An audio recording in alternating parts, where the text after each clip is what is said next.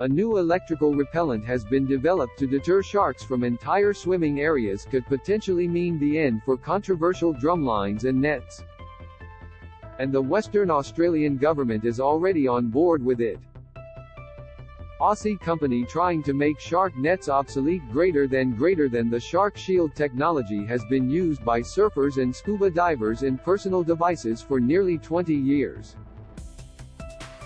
But now the three-dimensional electrical fields that work by targeting receptors in shark snouts are being used in larger barriers capable of protecting entire beaches. Sharks will begin to experience muscle spasms within a few meters of the electronic field, causing a high level of discomfort for the animal without actually harming it. These receptors are found in sharks but are not shared by dolphins, whales, fish, or turtles, so they will not be impacted by the electrical field, unlike with traditional repellents such as nets. Think of it like an underwater electric fence, Ocean Guardian CEO Lindsay Leone told Sunrise.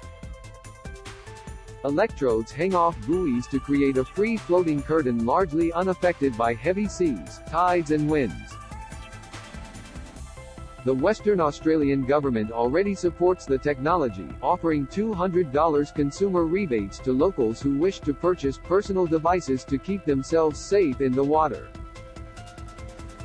The company's first large-scale barrier has just been installed in the Bahamas, but Leone says there are already plans for the first electric shark deterrent to be installed in Australian waters. We've already accepted a tender from the Western Australian government to install one of the barriers over there, Leone told Sunrise.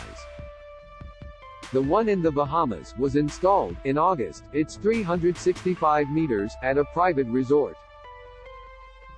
WA already has a couple of places where they already have plastic mesh systems in place, Coogee, Sorrento, Cottesloe, Albany, and I think there might be one in Esperance. So we're seeking to replace one of those with our new electrical shark barrier.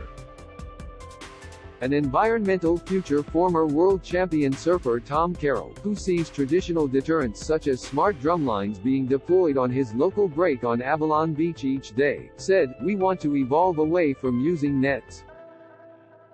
Basically, because we're catching other sea life, at an alarming rate at times." Greens Senator Peter Whish-Wilson launched a 2017 parliamentary inquiry into shark mitigation and deterrence measures in Australia, and specifically the use of mesh nets in NSW and Queensland.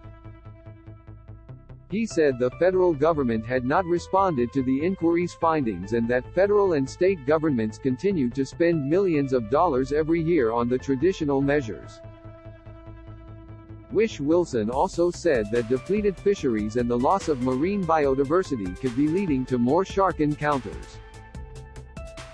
Leonardo Guida, a shark scientist with the Australian Marine Conservation Society, also says Australia is using outdated shark deterrent measures.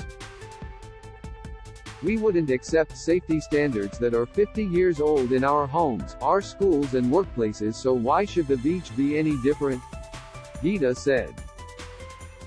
With AAP.